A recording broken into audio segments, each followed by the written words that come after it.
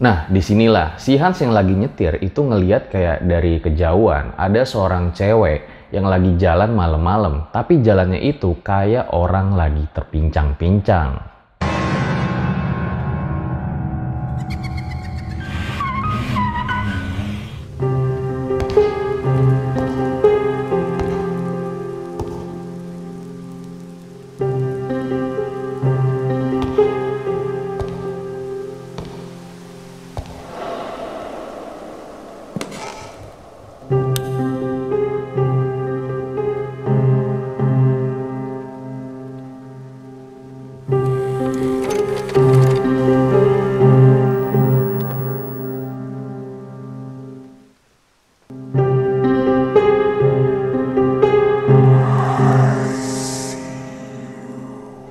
Minggu Misteri kali ini kita bakal ngebahas cerita-cerita horor di salah satu kampus idaman. Kira-kira menurut kalian di mana nih? Ya, bener banget, di Universitas Indonesia. Siapa di sini yang anak UI? Komen dulu lah di bawah. Sombong amat. Nah, jadi guys, bicara tentang UI nih, kalian jangan cuman ngomongin tentang UI cantik doang. Ya emang sih, udah cantik, smart, masa depan cerah lagi. Aduh. Nah, kita lupain lah tentang UI cantik. Jadi kan emang udah beredar tuh ya cerita-cerita horor yang melegenda di Universitas Indonesia. Dulu zaman gue kuliah aja tuh seliweran tuh cerita-cerita mengenai kejadian horor yang terjadi di sini.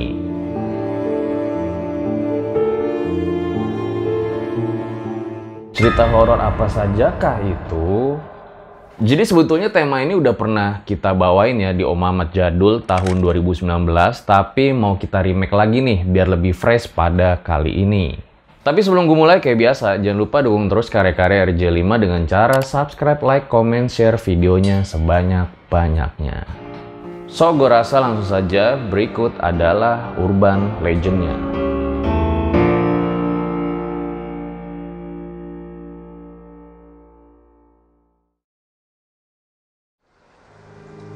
Urban legend adalah mitos atau legenda kontemporer yang seringkali dipercaya sebagai sebuah kebenaran.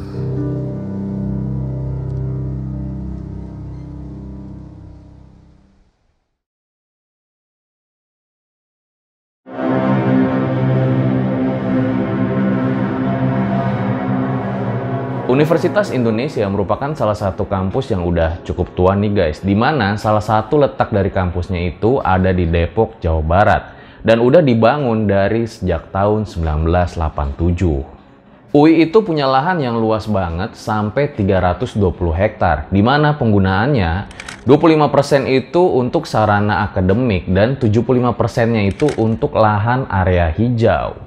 Makanya nggak heran banyak berseliweran tuh cerita-cerita horor di kampus UI. Salah satunya cerita tentang hantu bikun. Jadi guys, karena lahan yang cukup luas, makanya jarak dari satu fakultas nih ke fakultas yang lain itu cukup jauh. Makanya disediakan bis kuning untuk mempermudah sarana transportasi di lingkungan kampus UI.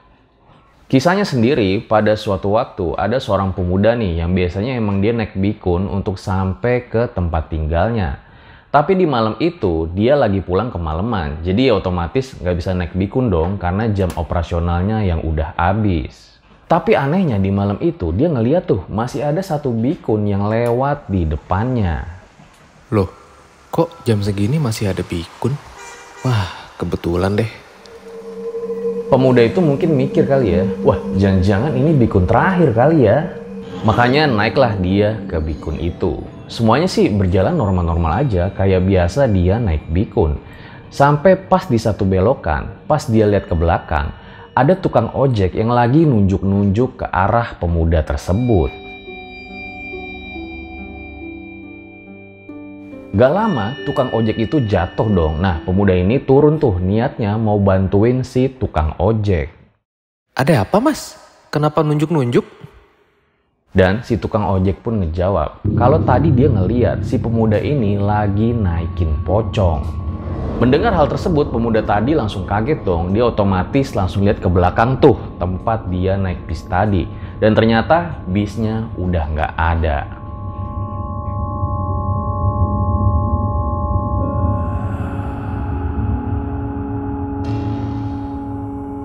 Jadi cerita ini cukup populer ya zaman gue kuliah dulu, jadi jatuhnya kayak urban legend gitulah, mitos. Karena emang sampai sekarang gue juga nggak tahu pemudanya siapa, kejadiannya tahun berapa. Mungkin dari kalian ada yang pernah dengar kisah ini, komen aja di bawah.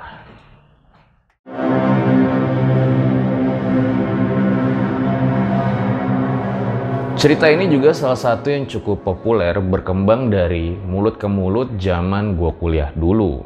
Jadi di sekitar tahun 2000-an ada seorang supir taksi tuh yang lagi ngambil penumpang di halte Gerbatama UI. Nggak ada yang aneh sama penumpang itu, normal-normal aja layaknya mahasiswi biasa yang pulang kemalaman. Entah karena ada tugas atau gimana lah. Intinya dia minta anterin pulang taksi itu buat ke rumahnya.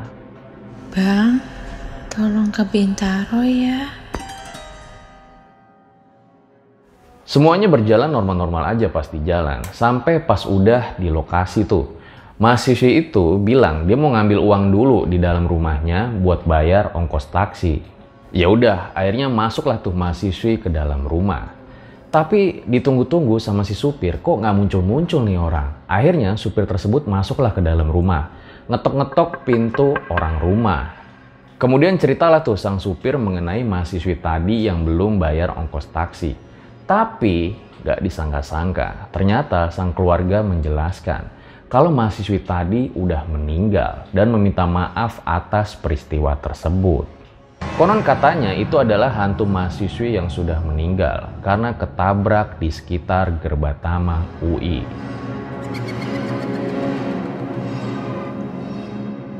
Nah, jadi seingat gue ya, dulu cerita ini tuh berkembang karena emang kejadiannya itu nggak cuma sekali. Beberapa kali di rumah yang sama, di Bintaro juga. Nah, ada nggak dari kalian yang pernah dengar kisah ini? Komen aja di bawah.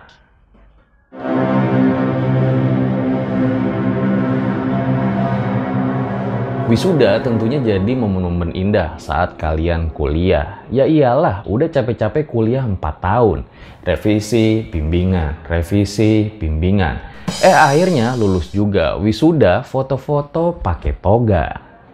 Nah, tapi tahu nggak kalian, di UI ini malah berkembang cerita tentang hantu wisuda. Katanya hantu ini tuh suka muncul saat foto wisuda mahasiswa UI. Tapi sih sampai sekarang gue tuh belum pernah lihat tuh bukti visual dari penampakan hantu tersebut.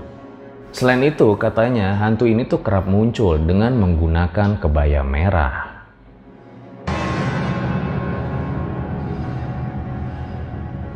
Asal usulnya sendiri nih, jadi katanya ini adalah seorang mahasiswi yang udah meninggal. Nah, meninggalnya itu ada beberapa versi. Yang pertama katanya dia meninggal itu pas lagi ngerjain skripsi. Nah, versi yang lain bilang kalau mahasiswi ini meninggal pas lagi dalam perjalanan mau ikut wisuda dengan menggunakan kebaya merah.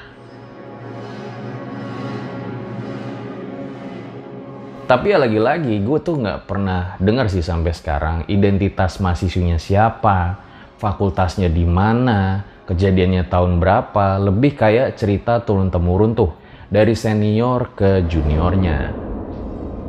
Jadi ini mitos atau fakta?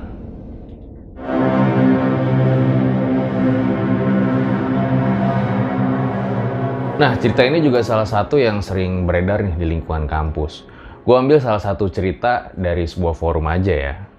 Jadi pada saat itu ada seorang mahasiswa, kita sebut aja namanya Dasril. Nah, si Dasril ini lagi ngadain kegiatan 17 Agustus tuh sama temen-temennya.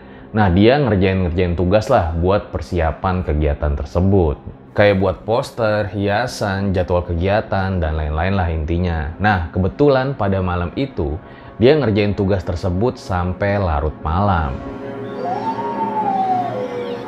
Satu persatu teman Dasril udah pada pulang, karena emang mereka udah selesai tuh ngerjain tugasnya. Tinggallah sisa si Dasril sama Hans nih, yang tugasnya belum selesai walaupun udah larut malam.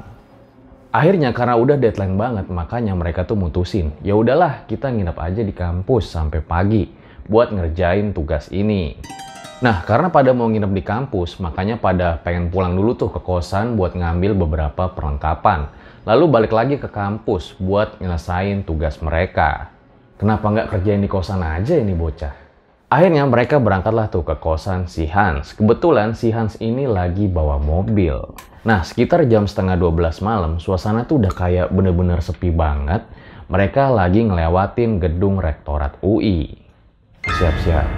Nah, disinilah si Hans yang lagi nyetir itu ngeliat kayak dari kejauhan ada seorang cewek yang lagi jalan malam-malam. Tapi jalannya itu kayak orang lagi terpincang-pincang. Pas diperhatiin lebih detail lagi tuh sama si Hans itu ngeliat kok kayaknya kepala cewek ini rada aneh juga ya.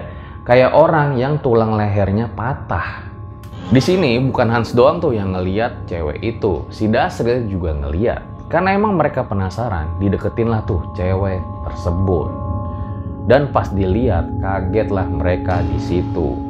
Mereka ngeliat cewek itu kayak matanya melotot, terus lidahnya kayak menjulur keluar berwarna kebiruan, seperti orang yang udah mati.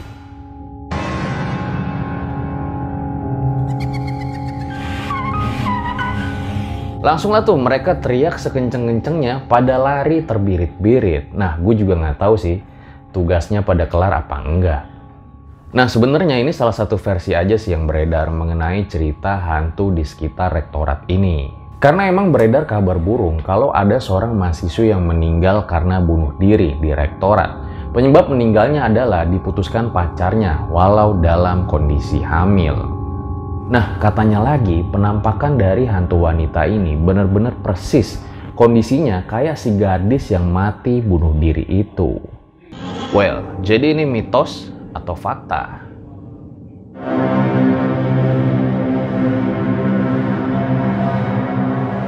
Kalau ini gue pernah dengar juga nih ceritanya. Sebenarnya nggak jauh beda sama cerita sebelum ini. Tapi ya udahlah ya, kalian dengerin aja. Jadi ada dua orang pemuda nih yang lagi jalan pulang malam. Nah, kebetulan mereka lagi lewat fakultas.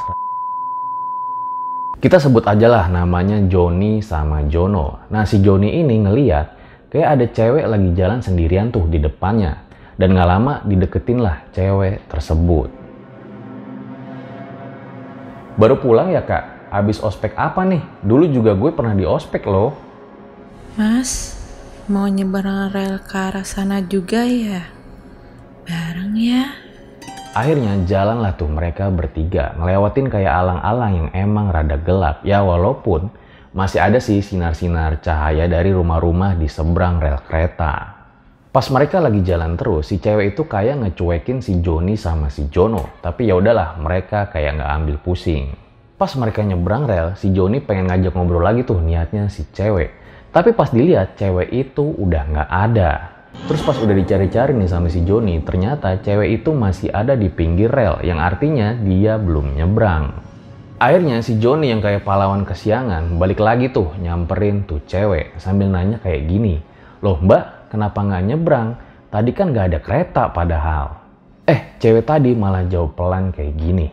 Nggak mau mas, saya takut. Saya takut kalau mati ketabrak lagi.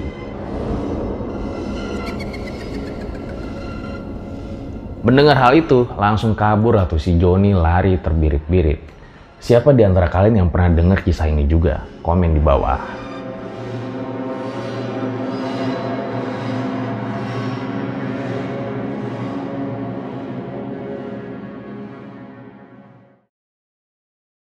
Itu dia guys, Minggu Misteri pada kali ini. Dimana sebagian cerita emang gue udah pernah denger, tapi sebagian lagi gue baru denger juga. Mengenai kebenaran dari cerita itu, ya lagi-lagi gue bilang, jatuhnya kayak urban legend atau mitos aja. Karena emang itu berkembangnya itu dari mulut ke mulut aja, zaman gue kuliah dulu. Bahkan kalau kalian cari di media online juga banyak sih sebenarnya, tapi mungkin gue lebih eksklusif aja. Karena ini kan cerita yang gue langsung denger pas zaman gue kuliah dulu. Makanya, kalau kalian punya pengalaman horor di kampus ini, bisa banget langsung aja komen di bawah.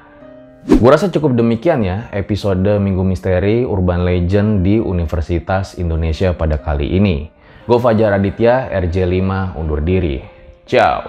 Salam Universitas Indonesia. Sombong amat.